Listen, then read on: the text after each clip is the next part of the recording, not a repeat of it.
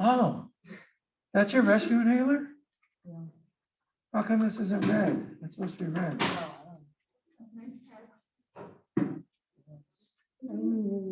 Ventolin, yep, that's albuterol. Not much left in there. Yeah, it's all. You don't use it very often. Turns out there's another student who had one. He was too embarrassed to put his hand up. Well, I didn't know. Okay. No, I went to That has a release.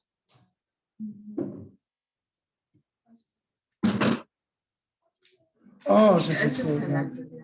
that's to make sure that you don't.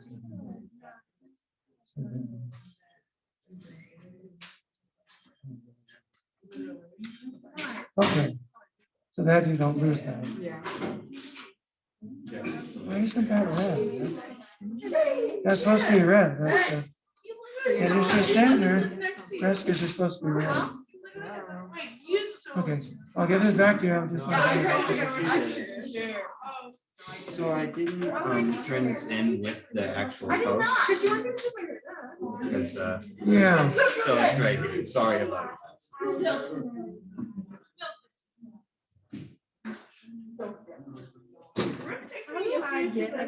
Tell me why I They should have them at the registrar's office. Okay, so just get 2 of them and then bring them back to you. Yeah. Okay. Sounds Yeah, good. you need one for Brooke and one for you. Okay, sounds good. Thank you.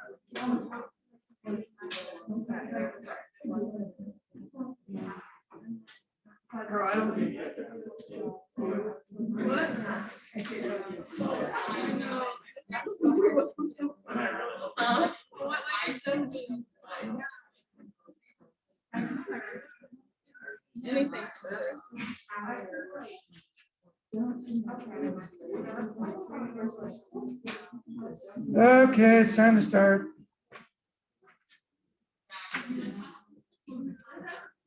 So we had one of your colleagues who brought in their meter dose inhaler. This one's rather old from the sound of it.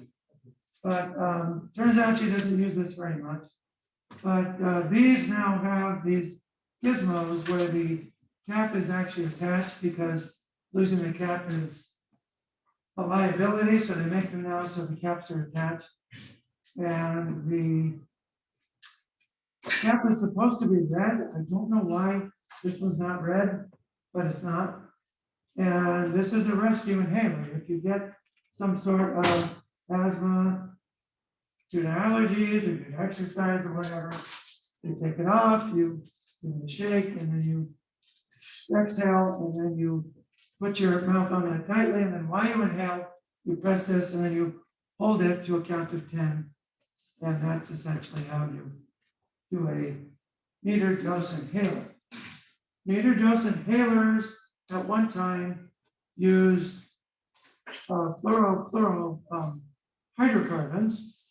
Those are banned because of their damage that they do to the ozone. And so now you have these fluorinated alkanes that are used. Those are not damaging to the ozone. And so this essentially is what a metered dose inhaler looks like. A DPI, or a dry powdered inhaler, might look like this, or might be roundish.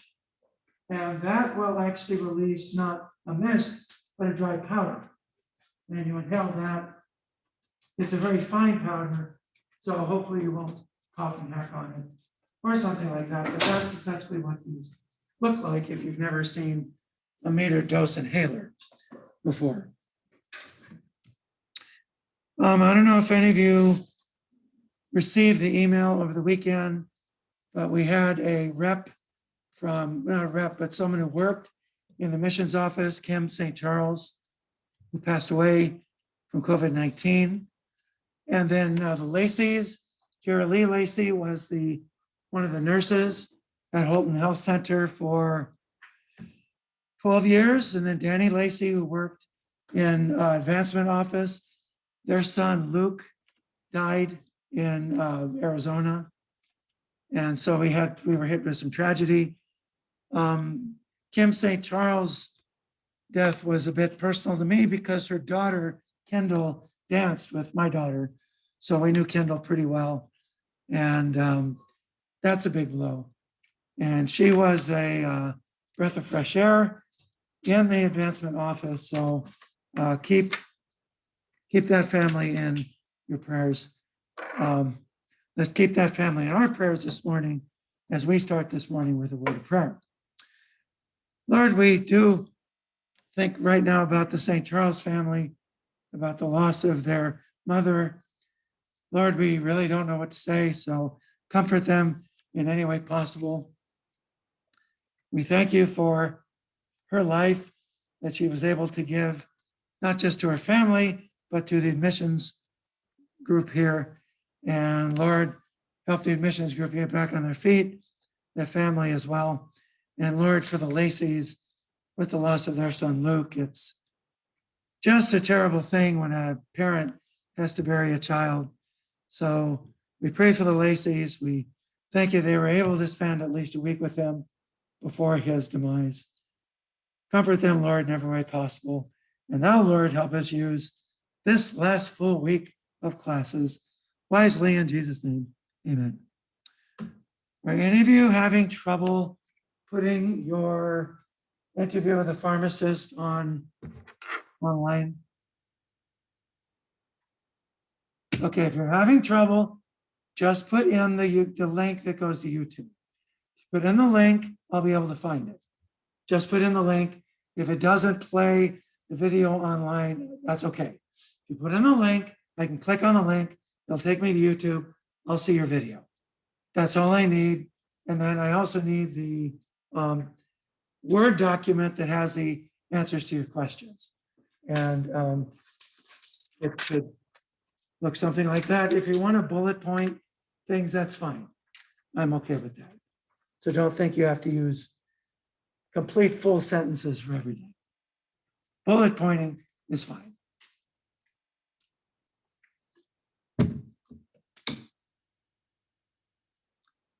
And some of you, I gave drugs that might not be dispensed every day. At pharmacies, street pharmacies, you might have to ask a hospital pharmacist. If you need to get a little creative, just turn on your charm and ask a hospital pharmacist. Very good. So we're talking about the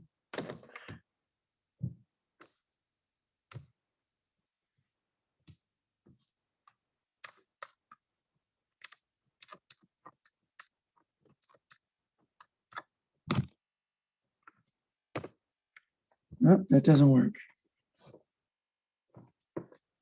We're talking about the treatment of asthma at the different stages. So on page 98, you have the breakdown of the different stages of asthma. Let's look at how you treat them. So step one is easy. You just need one of these. You need a beta-2 agonist that you inhale. And the beta-2 agonist, you use PNR. PNR is Latin for pro res nata. Pro res nata means use it whenever you want, whenever you need. That's what it means, PNR. So if you have, say, an inhaler, and the doctor says, or the nurse or the MA at your physical is saying, well, how often do you use your inhaler? And you want to use it as needed. If you want to sound impressive, you say PNR. Pro res nata. Sorry, PRN. Pro res nata. And pro res nata, yeah, get the Latin right. Pro res nata, PRN, or you could say the Latin, that'll sound even more impressive. And that means, just means as needed, as needed. So it's not, you take it twice a day, take it once a day, take it in the afternoon, take it with food. No, you take it when you need it. Pro res nata, PRN. And if this controls your asthma, you don't need anything else. This might be akin to someone with allergies. They get the wheeze, or you might have cold-induced asthma, where you get a wheeze when it gets cold, but it doesn't happen very often. Or you get exercise-induced asthma, but you don't get it very often. Take a puff of albuterol, live albuterol, you're fine. Only happens a month later. That is actually step one. Allison? Why would the cold induce asthma? Because people with asthma have hyperreactive bronchi. That's a feature of asthma. So sometimes cold, sometimes dryness, sometimes exercise, sometimes certain foods, certain smells can induce asthma. Their bronchi are hyperreactive. That's why they cinch down. Now, there's an over-the-counter product called Primatene Mist. You may have seen it. Oh, goodness, where did I see it? I saw it at Walmart the other day. I think I saw it down at Weatherwax. I was in a CVS last month and I saw it.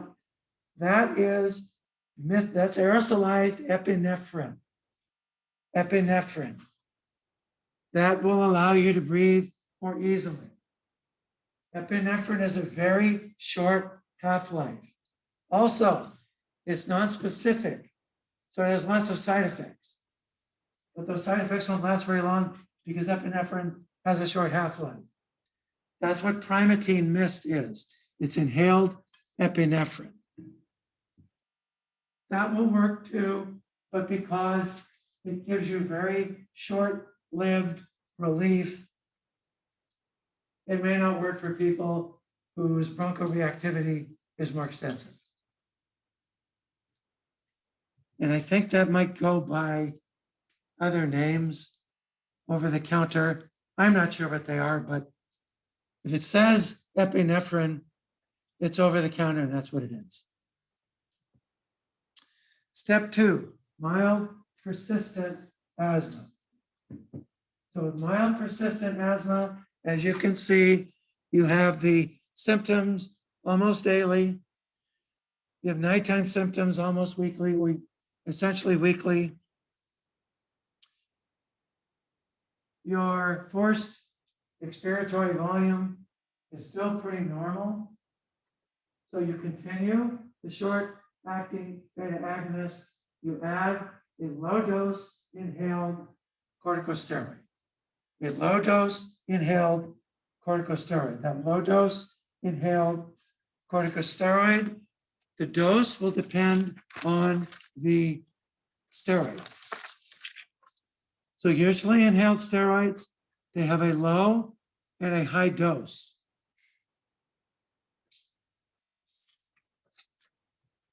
The low and the high dose might depend on the number of puffs, or it might depend on the type of inhaler that you have.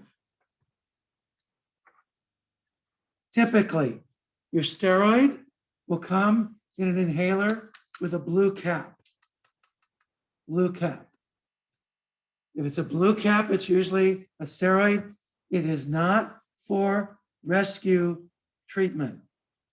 Someone's having an asthma attack, they can't breathe, they're turning blue, you give them a steroid, you're a ding dong. It's not designed for that. Steroids take long times to act, and they don't work right away. They're not for immediate relief. You grab the one with the red cap, not the one with the blue cap. The one with the blue cap is meant to be taken once a day or twice a day, depending on whatever. Steroids are not PRN. They're dosed, and you have to take them as directed. You don't take them as directed, they're not going to work.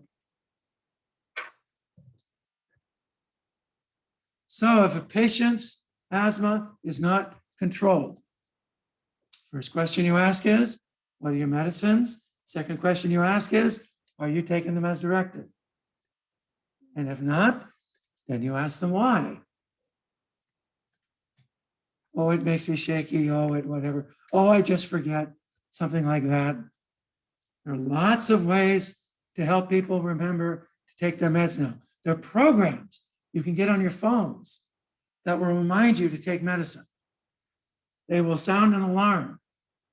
You're supposed to take the medicine and then turn the alarm off. Now, if you just turn the alarm off, don't take your medicine, I suppose that defeats the purpose. But simple fact of the matter is that there are lots of ways to remember to take your meds these days.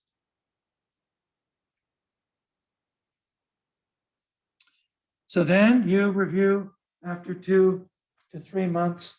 And if that works, then you keep it as is. Now you can also use, as an alternative, you could use cromolyn. Cromolyn usually doesn't work as well as steroids. Or you can add on cromolyn. You may use a leukotriene receptor antagonist, like montelukast. And if nighttime symptoms are a big issue, you can use theophylline. But again, for quick relief, use the beta-2 short-acting agonist. Step 3. Now the symptoms are daily, though they're not continuous. You're having nighttime symptoms more than once a week. Now you keep the short-acting beta agonist. That is for immediate relief. That is a rescue treatment. Then you add either cromolyn or a leukotriene receptor antagonist, like montelukast, or you bump up the steroid to medium dose. And the treatment option will depend on the patient and their comorbidities and what have you.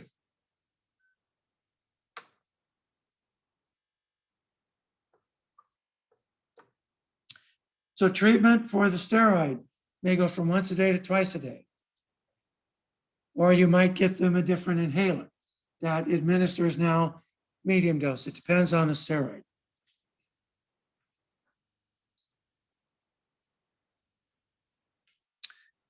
If the patient has trouble with control, There are corticosteroid tablets or syrups that they can take just as needed.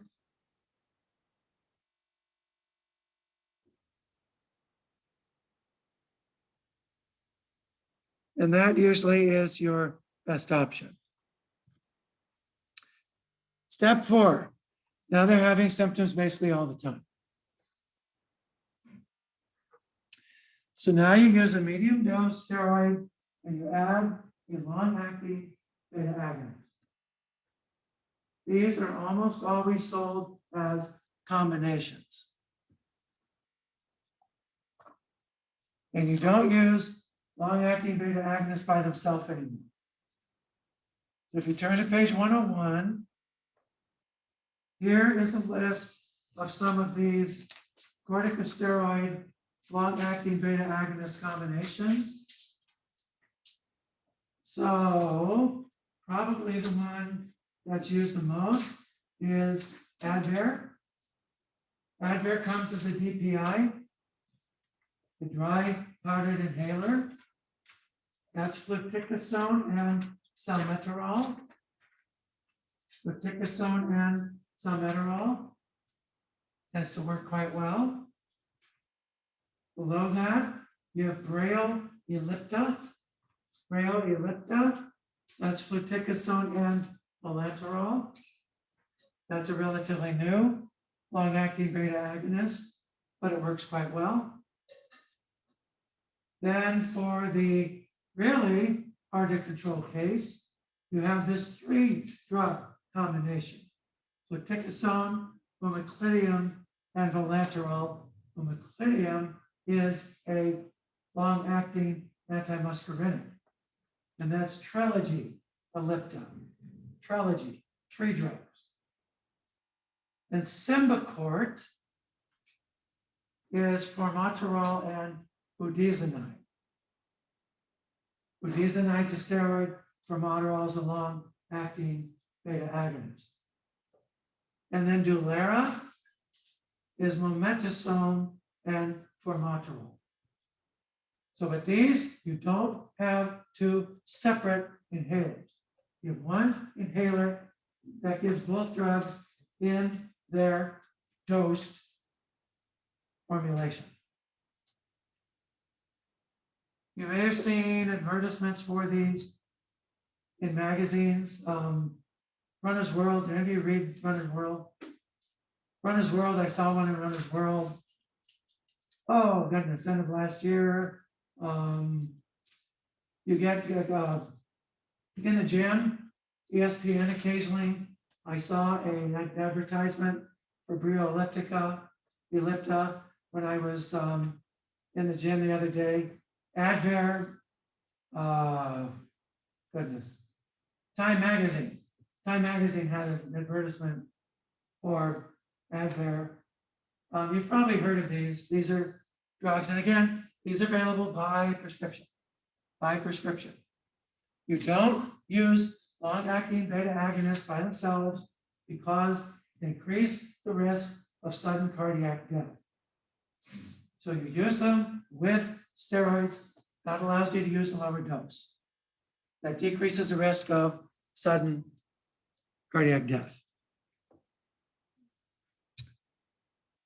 With this, as an alternative, you may also use a medium dose inhaled corticosteroid with a leukotriene receptor antagonist.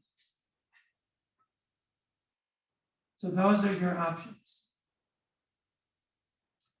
And you can also add other things to that. Now, if this doesn't work, then you start adding oral corticosteroids. But again, if you add oral corticosteroids, you treat for 2 weeks or no longer. You always let the patient get off the oral corticosteroids for a time because the side effects of oral corticosteroids are really, really massive. Allison?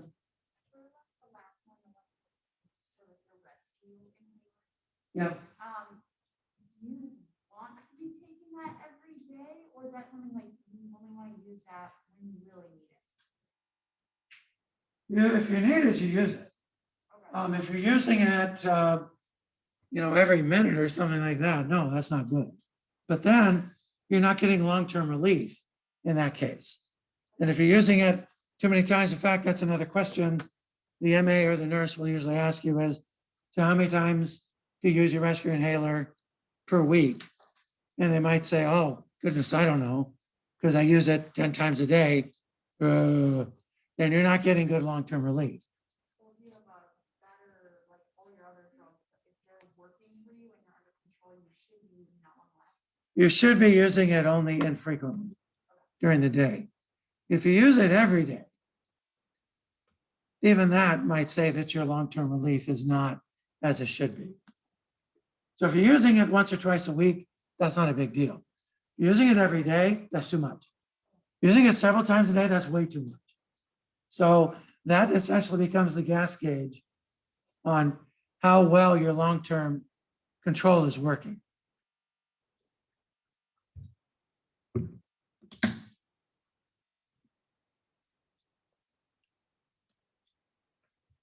So you go from moderate, severe, persistent to severe, persistent. And here, essentially, it's time to break out the cannon, take the cover off it, and load it up and fire it, essentially. Because at this point, essentially, every second of every day, the patient is now their airways are being remodeled. You need to prevent that. Alexa, Miss Alexa, Miss Katya, Miss Katya, Alexa. When you were talking about like severe persistent, like, what are factors that go into that? Like, is it like the environment, genetics, health, or like what's like how do people get like severe persistent and like how does it? Depends on the type of asthma they have. Okay. If they have an eosinophilic type asthma, those tend to be the most refractory to treatment. Also might depend if they're a smoker, what sort of pollution they're exposed to on a daily basis. Does asthma run in their family? Yeah, stuff like that. That was really hard to hear. Can you say that again? Oh, I said, is there like a specific gene that encodes for asthma? Genes, Okay. plural. It's a multifactorial Okay. thing. And yes, there are genes that, alleles of which predispose you to asthma. There's certain HLA alleles that predispose you to asthma, and then there are genes involved with the eosinophil function. There are genes involved with just regulation of the immune system in general. And yeah. So-called genome-wide association studies have shown there's close to 70 genes involved with influencing your susceptibility to asthma and the severity of your asthma. People estimate it might be over 100 genes. Now, when a patient gets to this stage and it's clear they're not getting relief from traditional treatment regimens, now you have to classify their asthma endotype. So the first endotype is eosinophilic type of asthma. That's the so-called type 2 endotype.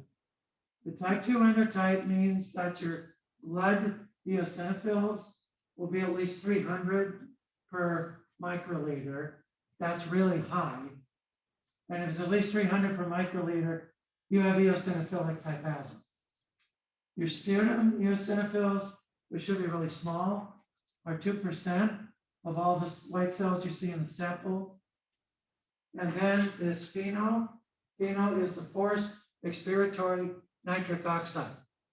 Forced expiratory nitric oxide. There are machines that measure that. You're given a mouthpiece with a tube. The technician says, inhale, blow in this for all you're worth. And if the nitric oxide you inhale is at least 20 parts per billion, which is really high, if you have these three things, you have eosinophilic asthma. Now you need to be treated with biologic because other things don't work, and this type of asthma responds very well to biologics. second endotype of asthma is neutrophilic, which is seen most often in smokers. These are neutrophils, by the way. So in this case, in your sputum, 40 to 60% of the white cells will be polymorphonuclear cells, which look like this.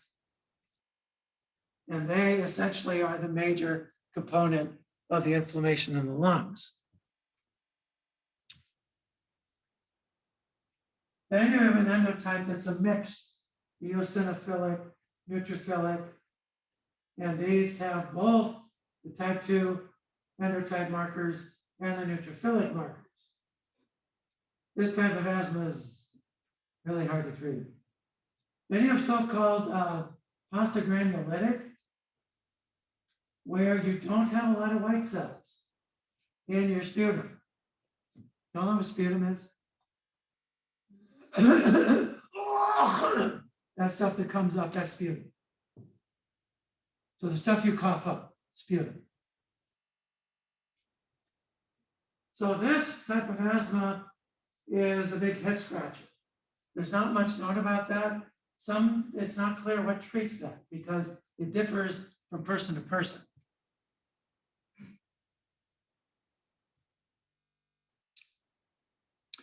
So for your step 5 treatment, once you have classified the endotype, use a high dose inhaled corticosteroid plus a long-acting beta agonist. You keep the short-acting beta agonist as a rescue treatment. Then, based on the endotype, you consider biologics, usually one of the best for eosinophilic asthma, that is, asthma with an allergic component. Your best bet is omalizumab. So patients with high serum IgE respond the best to omalizumab.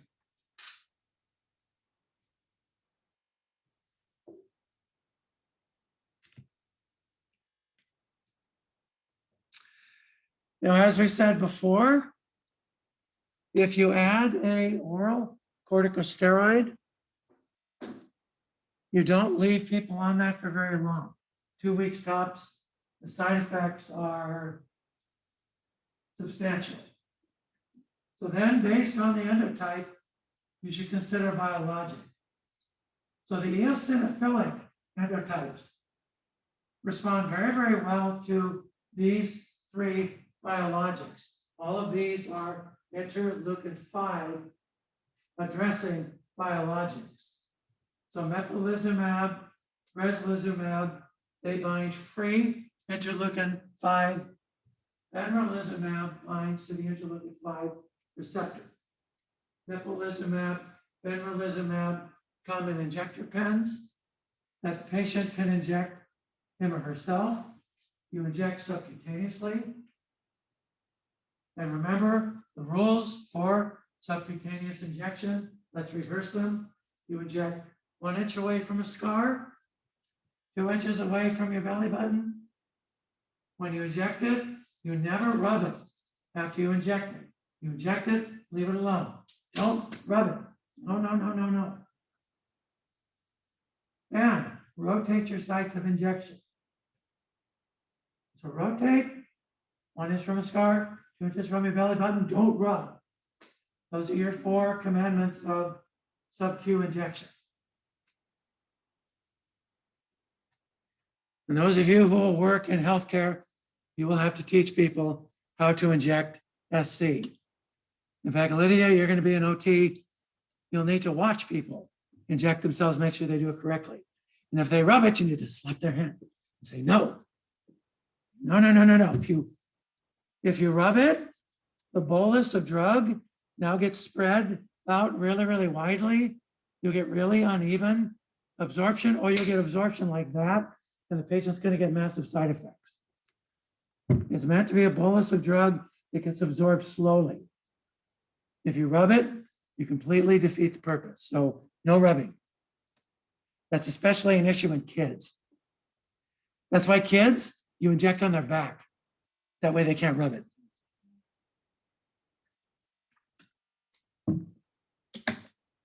That's a trick you get from pediatricians and pediatric nurses. Of course, kids will try to do, this thing. But that never works as well as actually scratching yourself.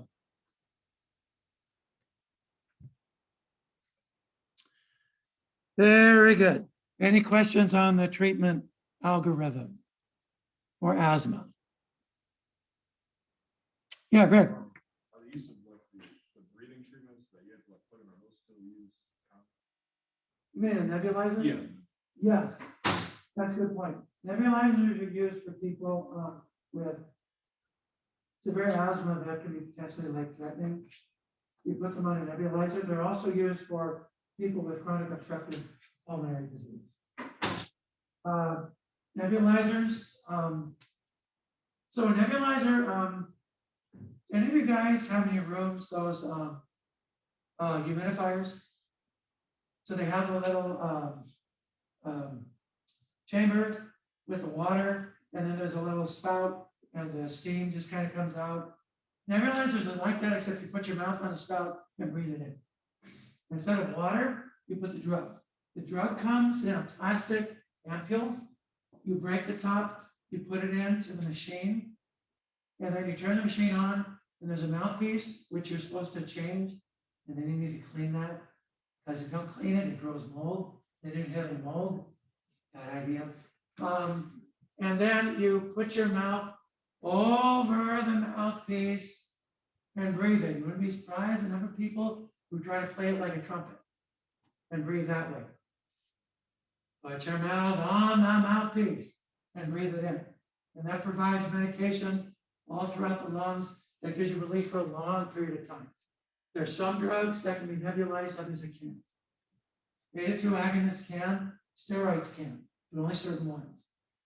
So yeah, nebulizers you'll use usually beginning of the day, or you'll use them before you go to bed. That'll prevent you from having nighttime symptoms, or they'll help you not have symptoms throughout the day. So that's what they're used for.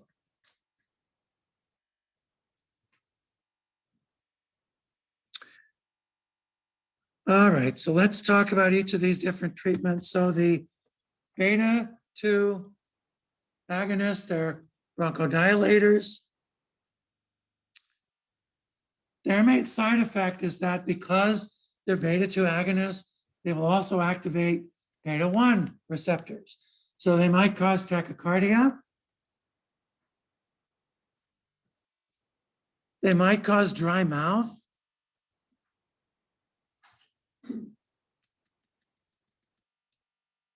They might cause nervousness. And in some people, they can cause muscle tremors. Those are not common. The tachycardia is pretty common. The dry mouth is kind of common, which that can be solved by just drinking more.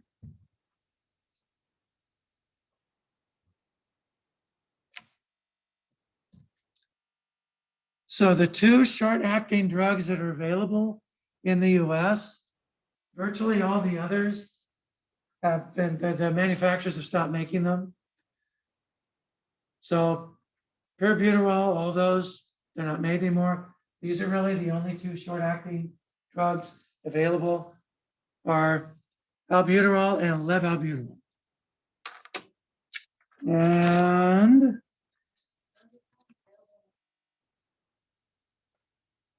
And are they available in other countries? Yes. Not in this country. So let's say albuterol generic, a 200 inhalations of albuterol generic is $36. Not terribly expensive. Levalbuterol comes in a generic, and for 100 doses, it is, no, 200, yeah, 200 doses is $68. So it's more expensive. So those are not terribly expensive drugs. If you get the nebulized form, those are always more expensive. So the nebulized form of albuterol is, oh, that's cheap, $17. That's for one hit though. So that's gonna be costly. Long acting beta agonists, you can see there's 4 of them. Salmeterol, formoterol, vilanterol, and what have you.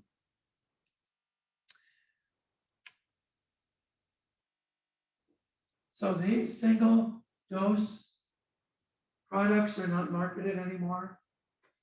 So salmeterol was called Ceravent. You can't buy Ceravent anymore. This was called Performance. That's not marketed anymore. Although it is marketed in a nebulized form that you can take at the beginning of the day. And these again are used in combo with inhaled corticosteroids.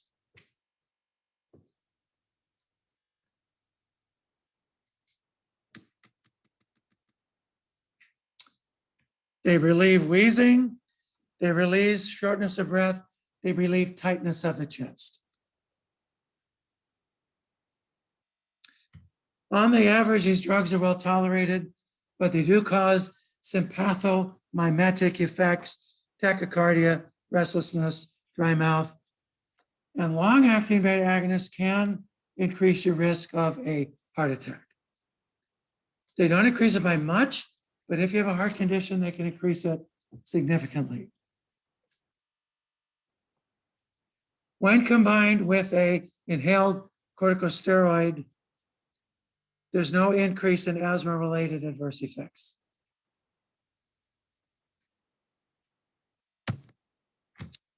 Mast cell stabilizers tend to have a purple cap, as you can see here.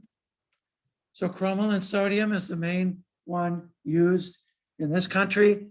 This stabilized mast cells, and it's preventative only. Preventative only. So it's used to prevent bronchospasm. Side effects are dry mouth. It's very well tolerated. There are reports on the web it causes cancer. That's baloney. If you read the paper, the feeding paper that studied that, they use biopsy mice. Biopsy mice live longer, but as the older they get, the more tumors they get. The mice in the cromolyn group, they live longer, so they had more tumors. You look at the number of tumors they had when they were younger, they didn't have any more tumors than the other group. So that's why people glom onto that and they say cromolyn causes cancer. It's bullcrap. Okay, don't believe it.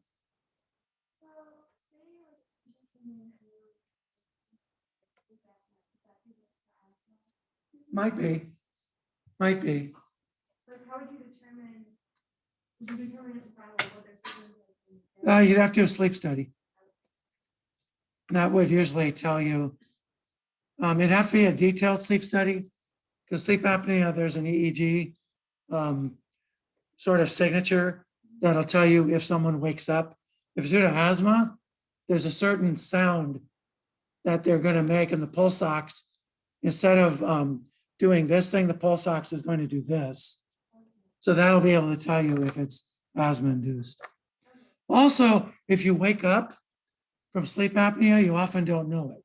You don't wake up and remember it. If you wake up from asthma, you know it, you remember it.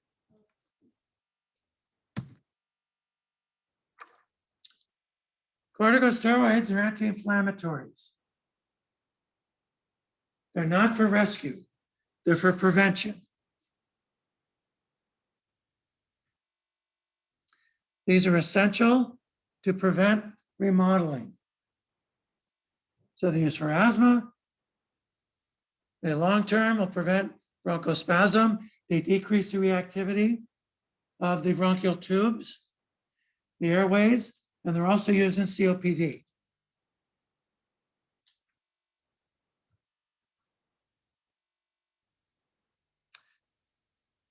If you use oral steroids, Your side effects include fluid retention, fat deposition around the face. You can see that here. This is called moon face.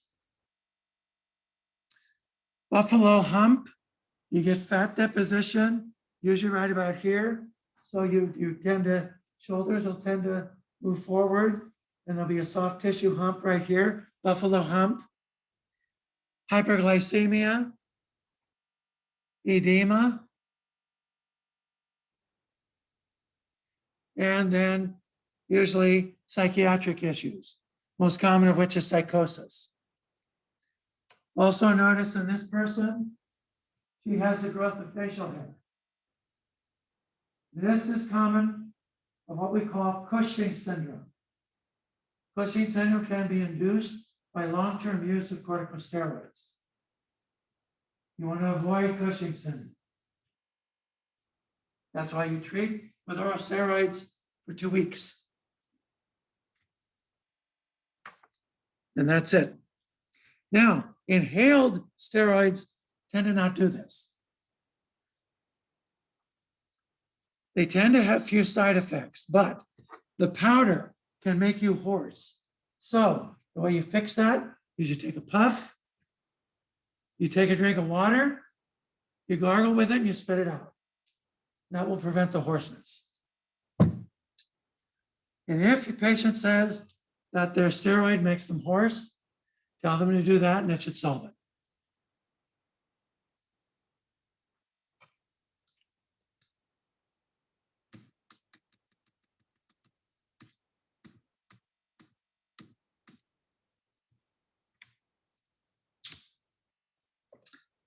So your oral steroids come in the form of prednisone or methylprednisone. They come as liquids. If people have trouble swallowing tablets, they can use the liquid. There's a syrup for kids that they sweeten. It's disgustingly sweet, largely because the prednisone and the liquid taste really awful, so they sweeten it.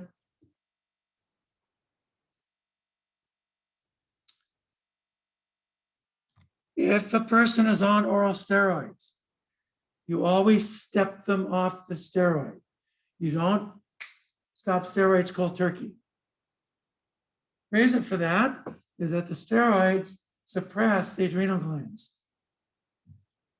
If you stop them cold turkey, their adrenal glands won't catch up right away. They will have Addison's disease symptoms. So you step them off the steroids gradually, so they're on 40 mgs.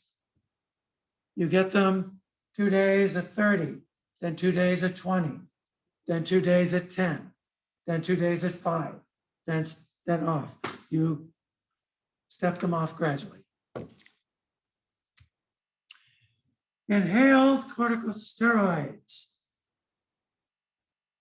Beclomethasone, triamcinolone, mometasone, budesonide, fluticasone, and ciclizanide.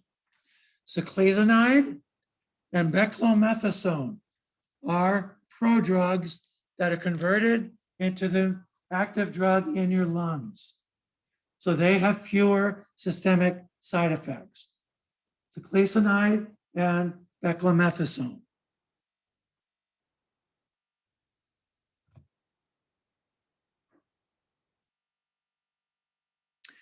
So begin to taper your oral steroid after 10 to 14 days of treatment. The length of the taper depends on how long they've been treated.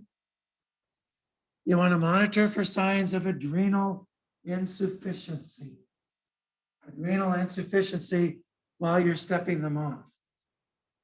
So adrenal insufficiency is going to look like they're very weak. They don't have sufficient energy reserves. Their blood sugar crashes.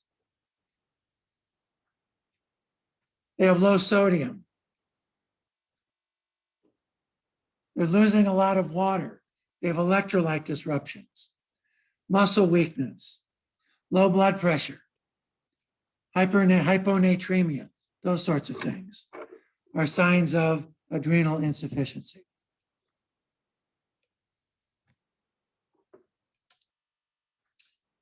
If you have a inhaled antimuscarinic, the cap will always be green. Green. These will block the cholinergic input to the nerves that innervate the bronchial tubes, the smooth muscle of the bronchial tubes. That lack of innervation will cause those smooth muscles to relax. These are the drugs of choice in COPD. They're used in asthma second line, if at all. But they are the first line for COPD.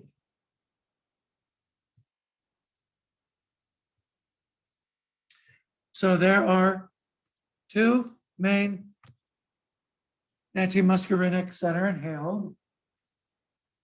There's ipratropium, that's short acting. Short acting. It is used off-label in asthma, but it's mainly for COPD. So this will cause a dry mouth. It will irritate your throat sometimes.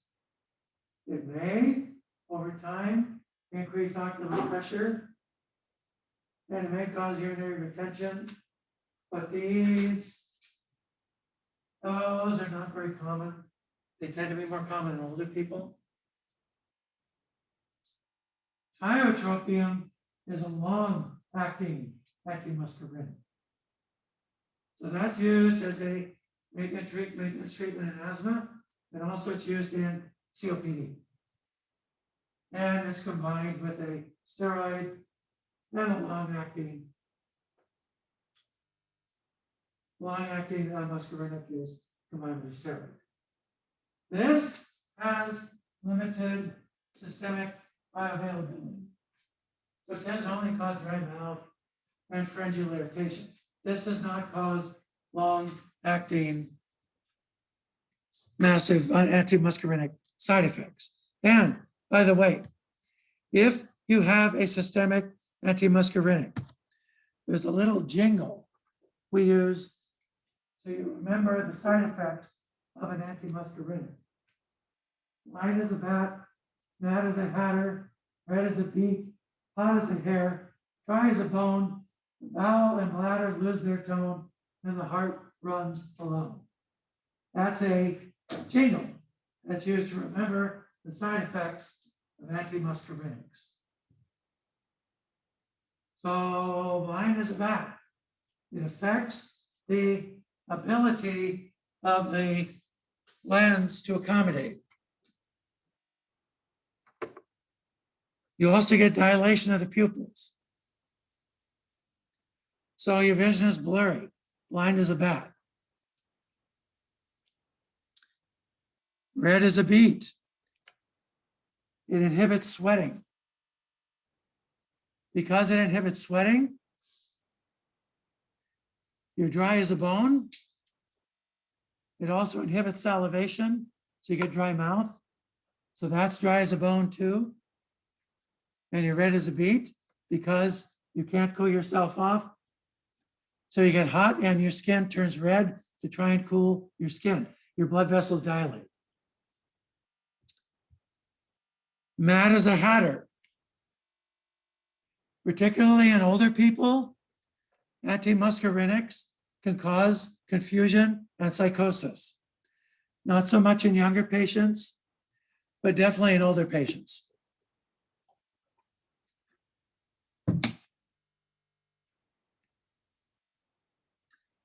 The bowel and bladder lose their tone. The bowel and bladder lose their tone.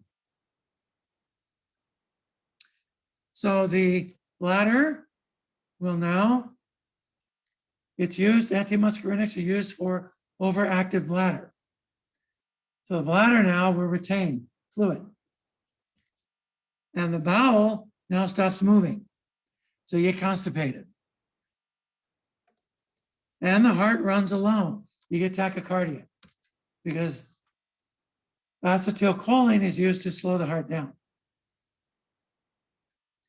So this is the ditty for systemic antimuscarinics. Line as a bat, mad as a hatter, red as a beet, dry as a bone. Hot as a hair, dry as a bone, the bone, bladder, lose their tone, and the heart runs alone. If you remember that, you'll remember all the side effects to antimuscarinics.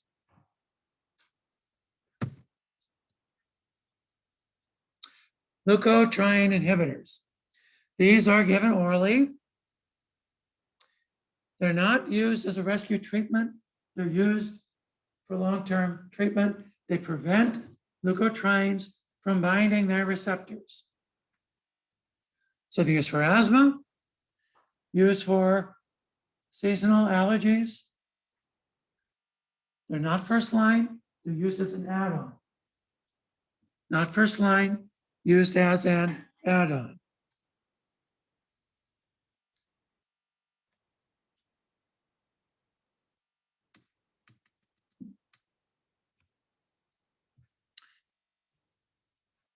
These drugs are very well tolerated. Montelukast in people with liver damage may accelerate liver damage. There is now an FDA issued black box warning that some people on Montelukast very rarely will suffer from psychosis. It's pretty clear that people who suffer from psychosis on Montelukast already had psychiatric problems to start with. So if you have somebody prone to psychosis, Montelukast may make it worse. So observe them for that.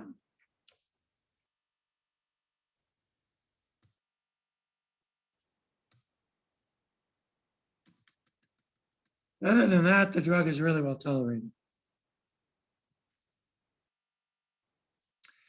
Biologics, very new, very expensive. Let me give you a hint of how expensive. Okay, benralizumab for a single treatment of benralizumab is $5,000. One treatment. Dupilumab for 200 milligram doses. And you give 100 milligrams every 4 weeks. So that's 2 months worth of treatment. Dupilumab is $3,000 for 2 treatments. Omalizumab for a single treatment is $1,000. Yeah, these ain't cheap. These ain't cheap. So they're expensive. So they're mainly given subcutaneously with the exception of rislizumab, which is given intravenously. Usually they're given once per month. You usually start every 2 weeks and then you go to once a month. Large clinical trials have shown the efficacy of these drugs. They're usually well tolerated. Long-term effects of these drugs are not terribly well known yet because they're still quite new. It's clear you have an increased risk to upper respiratory infections. That's clear.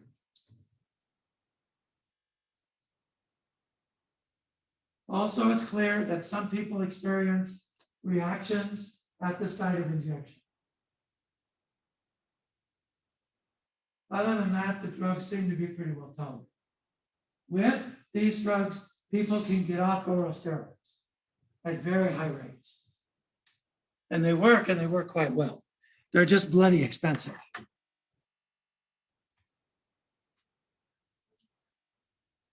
If you've gone through all the other drugs and they don't work, then yes. If you jump to these, insurance will say no. You have to prove that you need this. So it's kind of like if you have endometriosis, before the insurance will pay for a hysterectomy, you have to try all the other things and fail at them before insurance will pay for your hysterectomy. It's kind of like that. Although I wouldn't say this is like a hysterectomy, but you have to go through the steps before they pay for it. I'm not sure that's the best example, but well, no, it is a good example because the insurance companies, all of them say you have to go through these steps before we pay for the hysterectomy, which is weird because some of the drugs are really expensive. You have to try. And yet the hysterectomy is just one price. It's anyway.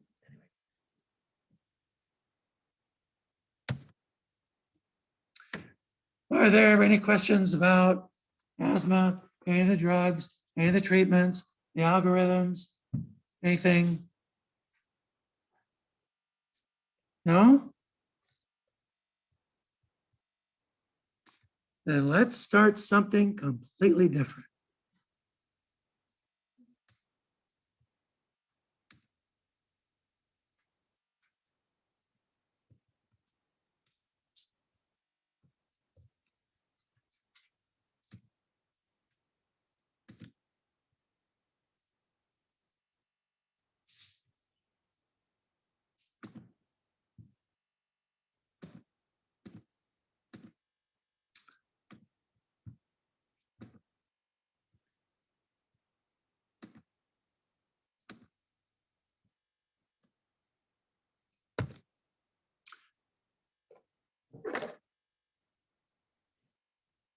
So, this thing we call metabolism.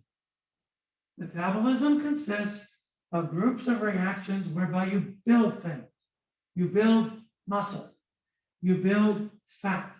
You build glycogen for storage, energy storage. You build things. You repair tissues. You grow. Your foot gets bigger. Your hair grows long. Your fingernails grow. That's all the result of building things.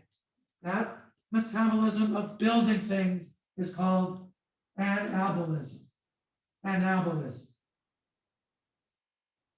The other side of metabolism involves degrading things. Eating a steak, having it converted into amino acids, incorporating those amino acids into your body. Eating a banana split and breaking down those sugars into monomer sugars that are absorbed and broken down to make ATP. Eating peanut butter that's filled with oils. The fats in those oils are degraded. The fatty acids and glycerol. Those fatty acids are incorporated, broken down to acetyl coenzyme A, used to make energy, used to make ATP, so on and so forth. That arm of metabolism is called catabolism. Catabolism. You take anabolism, you take catabolism, you put them together, you make metabolism.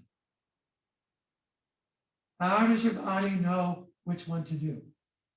The answer is through the balance of various hormones. Through the balance of various hormones. And on the anabolic side of the equation, the most important hormone is insulin. By far. The most important hormone for anabolic processes is insulin.